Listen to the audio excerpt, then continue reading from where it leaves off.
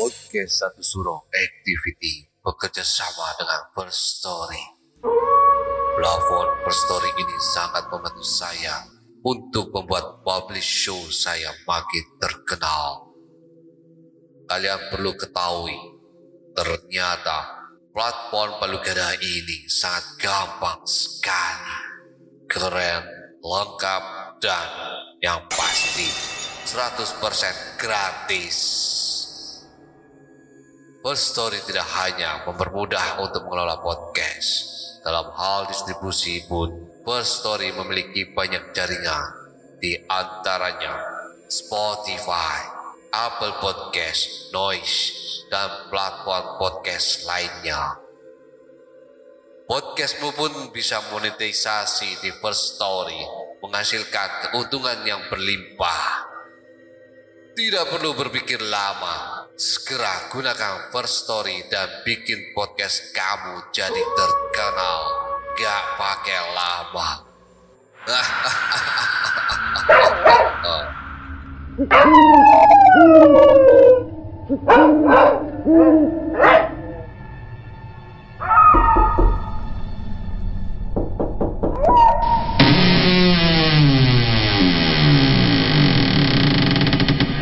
Sugeng rawuh ndara.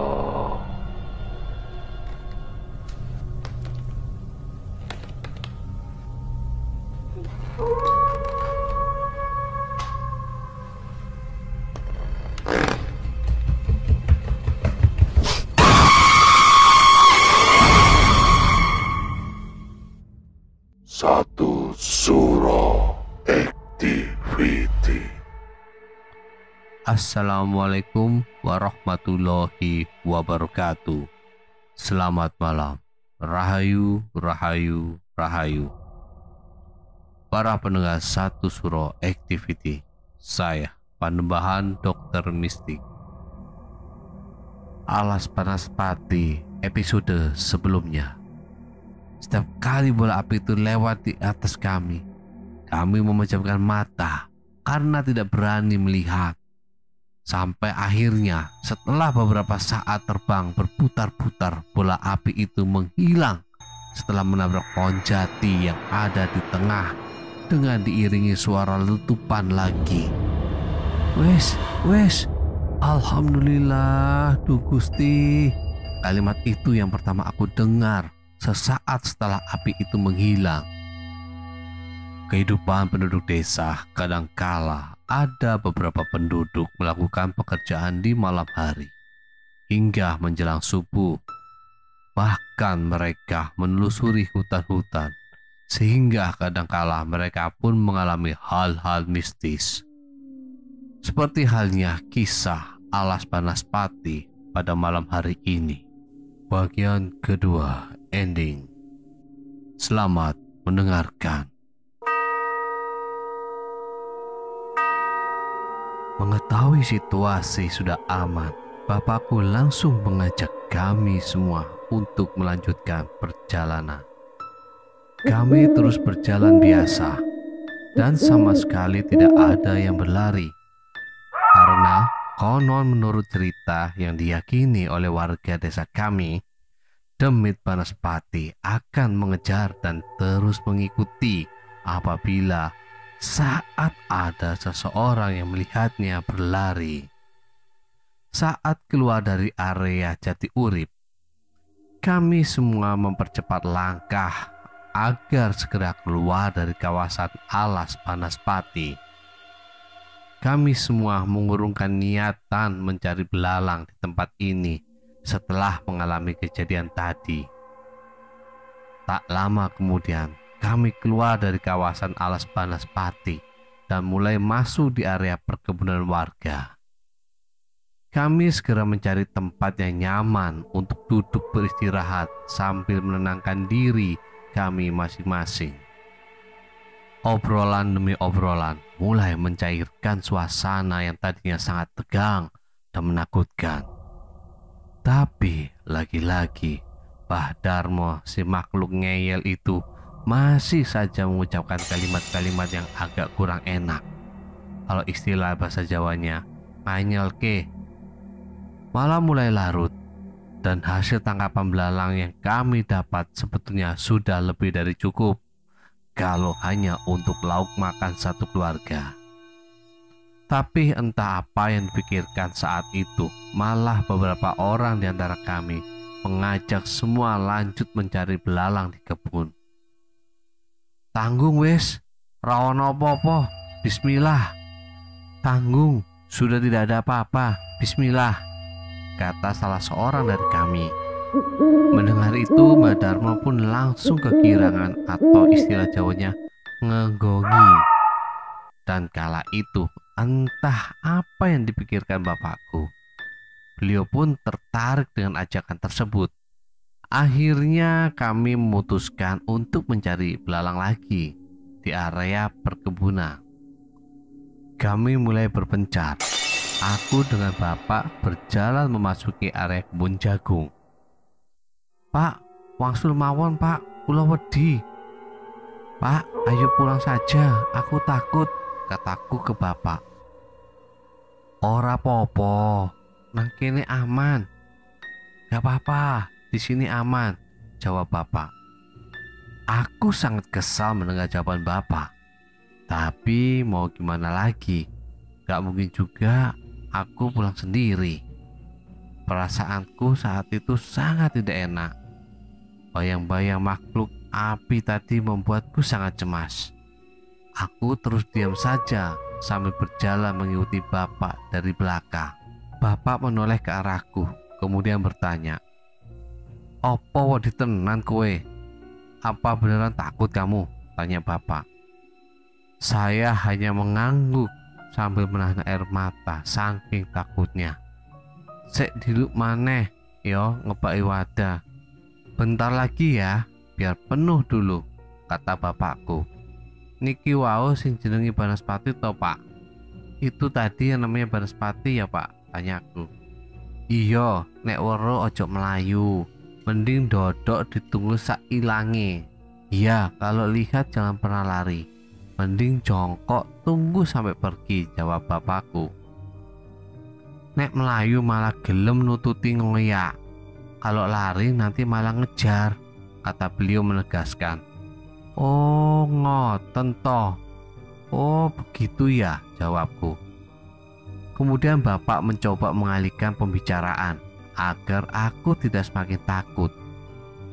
Rasa cemas yang aku rasakan perlahan mulai hilang. Sambil terus mencari belalang, bapak selalu mengajakku ngobrol agar tidak sepi. "Parno, memule ora le? Ayo bareng Simbah." "Parno mau pulang tidak le? Ayo bareng Simbah." Suara Mbah Darmo yang tiba-tiba muncul dari depan mengagetkan kami. "Walah!" teriak bapakku jengkel. Lalu semua tertawa. Mendengar ajakan Mbah Darmo, akhirnya bapak menyuruhku pulang duluan bersama Mbah Darmo karena kebetulan rumah kami berdekatan. "Alhamdulillah," kataku dalam hati. Senang sekali rasanya akhirnya bisa keluar dari tempat ini. Setelah aku dan Mbah Darmo berpamitan ke bapak, kemudian kami mulai berjalan meninggalkan bapak dan rombongan yang lain untuk pulang duluan. Ketika mulai jauh berjalan, rasa takut dan cemas kembali aku rasakan. Entah kenapa rasanya aku ingin balik ke tempat tadi dengan bapak. "Ora popo, rasa wedi. Gak apa-apa, gak usah takut," kata Mbah Darmo dengan tiba-tiba. Aku pun kaget mendengar kata itu, tanpa ada obrolan apapun sebelumnya. Kata-kata Mbah Darmo seperti menjawab kegelisahan yang sedang aku rasakan. Kami pun terus berjalan melewati jalan setapak di tengah-tengah perkebunan. Aku merasa perjalanan pulang ini lebih jauh dibandingkan saat aku berangkat. Sudah beberapa saat kami berjalan, belum juga terlihat adanya tanda memasuki daerah pemukiman warga. "Mbah, bener niki toh dalane? Mbah, bener ini kan jalannya?" tanyaku ke Mbah Darmo mencoba memastikan. Beliau tidak menjawab dan terus berjalan sambil memegang lampu petromaknya yang mulai redup. Aku merasa aneh dengan sikap Mbah Darmo yang lebih banyak diam selama perjalanan. Berbeda jauh dengan tadi saat bersama rombongan. Rasanya sangat menyesal aku pulang bersama beliau. Nek wegah bareng yo balio dewe. Kalau nggak mau bareng ya pulang aja sendiri. Mendengar ucapan Mbah Darmo, hatiku seperti rontok. Lagi-lagi beliau seperti bisa membaca isi hatiku. Aku hanya diam sambil terus berjalan di belakangnya. Tak lama setelah itu, samar-samar aku mendengar suara gamelan. "Enten tontonan nopo, Mbah? Ada tontonan apa, Mbah?" tanyaku mencoba mencairkan suasana. "Wayang, main delok po." "Wayang, kamu mau lihat?" jawabnya. Sedikit lega rasanya beliau mau merespon omonganku. Kemudian aku melanjutkan bertanya, berharap ada obrolan lanjutan supaya perjalanan tidak terasa sepi. "Tempundi niko wayang nih?" "Di mana itu wayangnya?" tanya saya.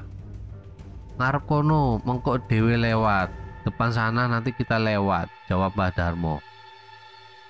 Beberapa saat kemudian suara gamelan mulai jelas terdengar.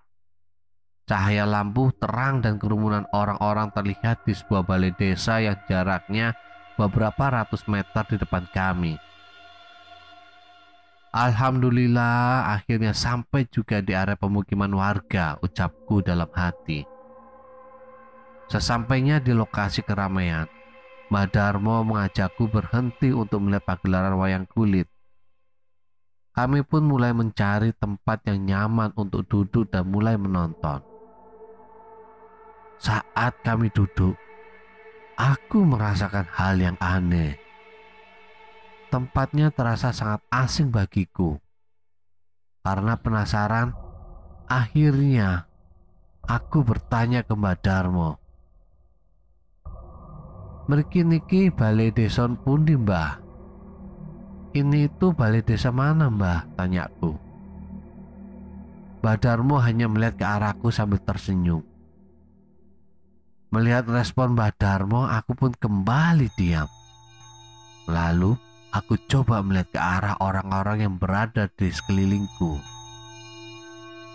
Keanehan semakin terasa saat aku melihat orang yang ada di sini hanya diam dengan pandangan mata kosong dan pucat. Aku merasakan ada yang tidak beres di tempat ini. Aku sangat cemas dan hanya bisa diam sambil berpikir bagaimana caranya aku cepat pergi dari sini dan pulang ke rumah. "Tunggu dulu, aku tak nguyuh resek." "Tunggu sebentar, aku mau pipis dulu," kata Mbah Darmo.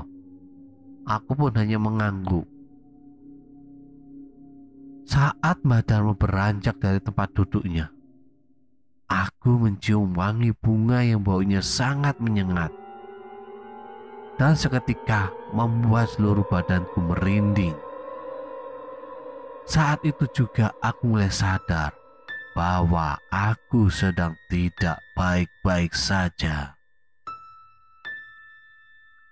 Aku mulai memejamkan mata dan berdoa. "Ya Allah, menawi wedal niki titiwajinipun kula kundur. Mugi panjenengan panggiken raga kula kalian keluarga lan sanak sederek. Ya Allah, jika sekarang adalah saatnya aku menghadapmu, semoga kau pertemukan ragaku dengan sanak keluargaku." Sesaat setelah selesai berdoa dan masih dalam posisi terpejam, suara gamelan tidak lagi terdengar. Bayang cahaya terang lampu yang menembus kelopak mata menjadi gelap. Dan saat aku kembali membuka mata, yang aku lihat hanyalah semak belukar, kegelapan, dan suara hewan malam. Kembali aku pejamkan mata, berharap ini hanya mimpi saja. Dan saat aku kembali membuka mata, yang aku lihat masih pandangan yang sama, pasrah. Hanya itu yang bisa aku lakukan saat itu. Tidak ada pilihan lain. Menangis pun rasanya susah. Setidaknya jika aku mati, Gusti Allah sudah mendengarkan doaku. Beberapa kali aku mencoba berteriak minta tolong, tapi tidak juga ada orang yang datang menolong. Aku hanya bisa diam di tempat, duduk meringkuk, memejamkan mata sambil terus berzikir dan berdoa, berharap Gusti Allah memberikan pertolongan. Beberapa kali aku mendengar suara-suara seperti langkah kaki dan benda bergerak di semak-semak di sekelilingku. Tapi aku tetap diam dan terus memejamkan mata, karena aku tahu bahwa tidak mungkin jika itu suara langkah manusia. Angin bertiup semakin lama semakin kencang, diiringi suara gemuruh pepohonan yang rasanya seperti berputar mengelilingi tubuhku. Tak lama setelah itu, cahaya yang sangat terang menembus kelopak mataku yang sedang terpejam. Aku membuka mataku perlahan-lahan, dan aku melihat bola api yang sangat besar, lebih besar dari yang aku lihat sebelumnya, terbang berputar-putar mengitariku. Bola api itu terus berputar hingga membakar pepohonan dan semak belukar di sekelilingku. Melihat api di sekelilingku semakin lama semakin besar, aku kembali meringkuk, memejamkan mata, dan menangis sambil terus berdoa. Hawa panas dan asap tebal semakin lama semakin terasa mendekat ke tubuhku. Tiba-tiba terlintas dalam pikiranku untuk mengumandangkan azan. Jika ragaku nanti jadi abu dan tidak ditemukan, setidaknya aku sudah mengumandangkan azan untuk diriku sendiri, pikirku saat itu. Lalu aku membuka mata dan segera berdiri. Aku angkat satu tangan, lalu menutup telinga sebelah kanan. Kemudian aku mulai mengumandangkan azan di tengah-tengah kobaran api besar yang melingkar. Allahu Akbar, Allahu Akbar. Sambil kembali menutup mata, azanku kumandangkan.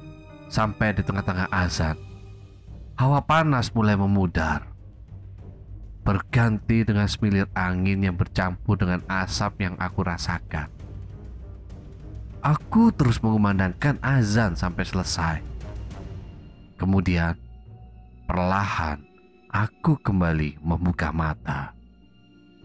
Aku sangat bersyukur sekali ketika aku melihat kobaran api yang mengelilingiku tadi seketika padam. Hanya tinggal kepulan asap dan abu sisa bakaran yang aku lihat. Alhamdulillah, Allahu Akbar, la ilaha illallah. Kalimat itu terus-menerus aku ucapkan sambil aku bersujud syukur. Saat aku bersujud, samar-samar aku mendengar suara azan di kejauhan. Harapanku mulai muncul ketika aku mendengar suara azan itu. Dan semua keajaiban yang barusan aku alami adalah pertanda baik pertolongan Gusti Allah yang masih memberiku kesempatan untuk hidup. Setelah selesai mendengar azan dan masih dalam posisi bersujud, aku kembali dikagetkan dengan suara seseorang yang tepat berada di sampingku. "Leh, Parno!" Hati saya rasanya kembali rontok setelah mendengar suara itu. Saya pun kembali menangis, masih dalam posisi yang sama. Tiba-tiba, 2 tangan memegang pundakku dan menyuruhku untuk berdiri. Sambil mata tetap terpejam, aku mulai berdiri perlahan dan tidak berani membuka mata sedikit pun. "Ojo wedi le, aku meh mulung kowe. Ayo tak terke bali. Wong tuamu bingung goleki." "Jangan takut nak, aku ingin menolongmu. Mari aku antar pulang. Orang tuamu sedang bingung mencarimu." Suara yang sangat lemah lembut aku dengar. Kemudian pelan-pelan aku mulai membuka mata. Aku melihat seorang kakek tua memakai baju serba putih dan ikat surban di kepalanya, berdiri tepat di depanku. "Jenengan sinten, Mbah?" "Kamu siapa, Mbah?" tanyaku. "Aku diutus kon ngerterke kowe bali. Ayo ge bali. Aku diutus mengantar kamu pulang. Ayo pulang," jawabnya dengan halus. Beberapa saat aku hanya diam dan berpikir. Hingga kemudian dia memegang tanganku dan mengajakku berjalan. Rasanya aku tidak bisa menolak ajakannya. Dia terus berjalan menggandeng tanganku melewati jalan setapak kecil yang terang seperti terkena pancaran sinar matahari. Rasa-rasanya baru beberapa langkah saja, kami sudah sampai di ujung pemukiman desaku. Kemudian beliau berkata, "Simbah isoe ngeterke mung tekan kene yo le. Kue mlaku wo, maju terus, ra usah tola-tole mburi. Simbah bisanya cuma antar sampai sini ya nak. Kamu jalan maju terus, jangan tengok-tengok belakang." "Nggih Mbah, matur suwun sanget. Kula pamit wangsul." "Iya Mbah, terima kasih banyak. Aku pamit pulang," jawabku. Kemudian beliau menyuruhku berjalan. Aku pun segera memulai langkah. "Assalamualaikum," suara salam beliau aku dengar saat aku mulai berjalan beberapa langkah. Saya kemudian menjawab, "Waalaikumsalam," sambil terus berjalan ke depan tanpa menengok ke belakang. Karena ingat pesan dari beliau dalam perjalanan, aku terus bertanya-tanya tentang siapa orang tua itu. Dari mana munculnya? Dari mana dia mengenalku? Pertanyaan itu terus ada sampai aku tiba di rumah. Sesampainya di depan rumah, aku melihat rumahku begitu ramai. Para warga desa sedang berkumpul. Suara tangisan dan bising obrolan orang-orang terdengar dari luar. Kemudian, aku berjalan masuk ke dalam rumah. Dan seketika tangis haru dan bahagia dari semua orang semakin pecah ketika melihatku pulang. Bapakku langsung berlari memelukku, disusul kedua kakakku. Di situ aku tidak bisa menahan air mata. Aku ikut menangis di pelukan bapak dan kedua kakakku. Kemudian bapak menggendongku untuk diajak masuk ke dalam kamar menemui ibuku yang sedang terbaring lemas karena menangis sejak malam. Tangis bahagia dari ibu kembali pecah setelah melihatku digendong bapak. Ibu langsung berdiri memelukku yang tak lama kemudian pingsan lagi. Mungkin shock, saking senangnya melihatku udah kembali ke rumah. Setelah beberapa saat, kondisi rumah mulai tenang. Semua keluarga dan para warga masih ramai berkumpul. Mereka mulai menanyakan kronologi kejadian yang menimpaku. Aku pun mulai bercerita dari awal perjalanan pulang dengan Mbah Darmo. Kemudian aku ceritakan semua kejadian aneh beserta keajaiban yang aku alami secara detail. Dan yang terakhir, aku bercerita tentang kakek tua yang mengantarku sehingga aku bisa kembali ke rumah. Pertanyaan demi pertanyaan terlontar silih berganti, sampai ada salah seorang warga yang bertanya tentang siapa kakek itu. Aku pun tidak bisa menjawab banyak, karena aku sendiri juga tidak tahu sebenarnya beliau. Saat perjalanan dengan beliau, tidak ada obrolan sama sekali di antara kami. Mbah Darmo yang kebetulan saat itu ada di antara kami mulai menjelaskan perihal kejadian sebenarnya yang terjadi malam tadi.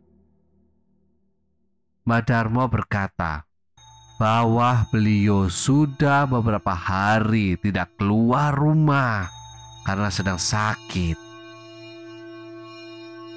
Perkataan Mbah Darmo dipertegas oleh anak istrinya yang membenarkan cerita beliau. Kemudian bapak dan beberapa warga yang ikut bersama kami juga ikut menjelaskan keanehan-keanehan terjadi malam itu. Akhirnya kami semua tahu bahwa Mbah Darmo yang malam itu bersamaku bukanlah Mbah Darmo yang sebenarnya, alias makhluk gaib. Dan untuk kakek tua yang menolongku, siapapun engkau, aku ucapkan terima kasih yang sebesar-besarnya untukmu. Pertolongan Gusti Allah perantara dirimu telah menyelamatkanku. Entah makhluk apa sejatinya dirimu. Kudoakan Gusti Allah selalu melindungimu. Semoga kita bisa bertemu lagi.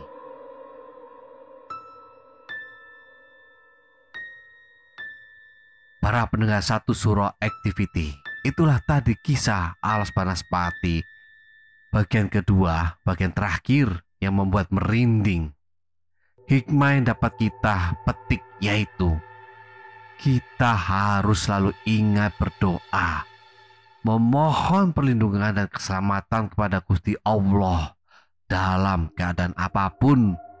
Apabila jika kita berada di sebuah tempat yang wingit atau angker, kadangkala jika kita sefrekuensi, maka kemungkinan kita dapat melihat dan digoda oleh jin yang usil.